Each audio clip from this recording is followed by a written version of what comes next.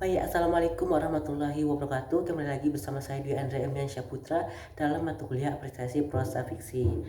Nah, pada pertemuan ini kita akan membahas tentang angkatan 90-an serta kita akan menganalisis karya novel yang nantinya kita analisis menggunakan latar waktu pada latar atau setting pada novel tersebut.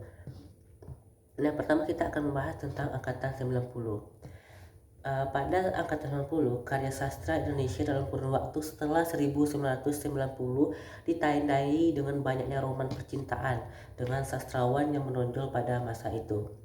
Karya sastra Indonesia pada masa angkatan ini tersebar luas di berbagai majalah dan penerbitan umum.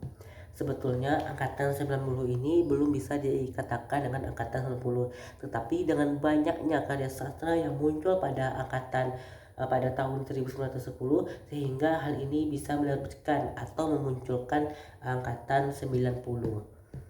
Nah, berikut ciri-ciri angkatan 90. Yang pertama, penyairnya lebih menyodorkan unsur akustik di antara tema sosial yang menghadapi penyair 90-an. Yang kedua, semakin banyak karya sastra yang diterbitkan tanpa rasa takut. Nah, sebelumnya di angkatan sebelumnya karya sastra lebih ditakutkan atau dikhawatirkan untuk diterbitkan. Nah, pada angkatan ini karya sastra tidak ditakutkan lagi untuk diterbitkan. Yang ketiga, ditandai dengan banyaknya roman percintaan. Nah, pada masa angkatan 10 ini banyak karya sastra yang berbau tentang percintaan. Berikutnya mulai memunculkan masalah gender. Yang berikutnya mulai muncul sastrawan wanita atau disebut sastrawati. Nah, pada angkatan 90 ini sastrawan telah banyak yang mulai muncul, tetapi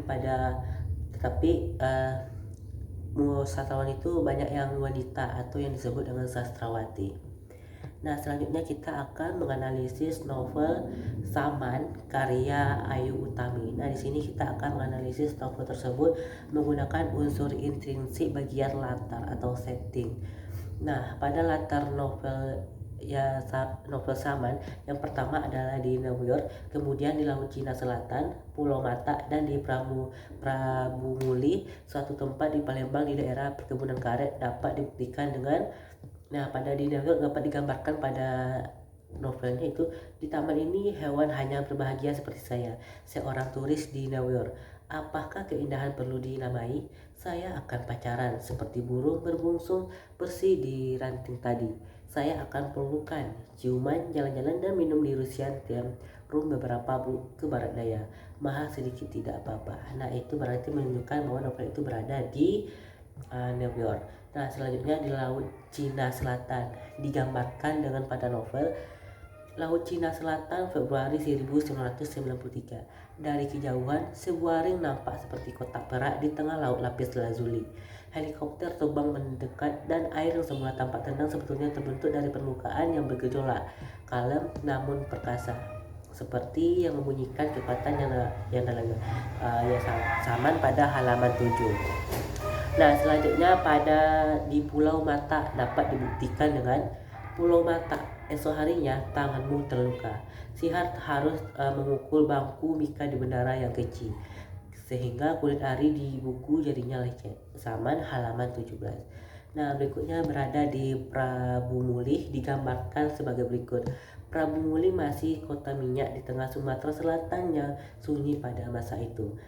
Cuma ada satu bioskop sehingga orang-orang bisa membawa anak-anak bertamasya ke ring di luar kota. Melihat mesin penimba minyak mengangguk seperti dinosaurus.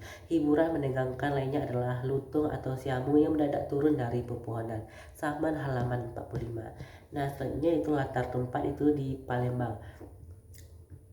Yang mana di Palembang adalah tempat Laila meminta bantuan kepada Saman dan Yasmin. Dibuktikan dengan dari Palembang saya menghubungi kedua teman saya. Saman halaman 23. Nah, berikutnya kita akan membahas latar waktu. Latar waktu pada novel Saman dari tahun 1962 sampai 1996 saat akhir dari Orde Baru tahun 1992 ketika Saman masih kecil sampai tahun 1996 ketika Laila menunggu kepastian dari orang tercintanya itu Siha dibuktikan dengan halaman 44 ditulis Prabu Muli 1962 dan di halaman pertama ditulis Sentarpang pada tanggal 28 Mei 1996. Nah, jadi latar waktu itu dimulai pada tahun 1962 sampai 1996. Nah, berikutnya kita masuk kepada latar suasana. Latar suasana pada keseluruhan cerita adalah kegelisahan dan masalah-masalah kompleks pada tokohnya yang mempertentangkan hati nurani, namun ditambah dengan suasana perkebunan yang mengalami masalah. Misalnya dari tokoh Saman yang mengalami banyak sekali kejadian yang membuat dirinya harus melawan emosi atau gejolak hati sendiri. Di antaranya adalah saat pada Saman atau Wisenggeni bertemu dengan Upi gadis yang mengalami keterbelakangan mental. Di sini Wangasemi sendiri tidak paham terhadap jalan pikirannya. Dia begitu ingin melindungi Upi tetapi tidak mengerti atas dasar apa dia melakukan, seperti ada kegelisahan di dalam dirinya. Dibuktikan dengan Wis merasa bahwa ia menyayangi gadis ini. Terkadang dipandangi anak itu dengan heran, menyadari bahwa kasih datang dengan cara yang aneh setelah kita terlibat dalam suatu kesedihan. Saman halaman 76. Nah, itulah latar waktu, latar suasana, serta latar tempat yang ada pada novel Saman karya Ayu Utami. Baik teman-teman, itulah hasil pembahasan kita pada kali ini. Saya mohon maaf atas segala kekurangan serta kesalahan. Saya akhiri, billahi taufiq wal hidayah. Wassalamualaikum warahmatullahi wabarakatuh.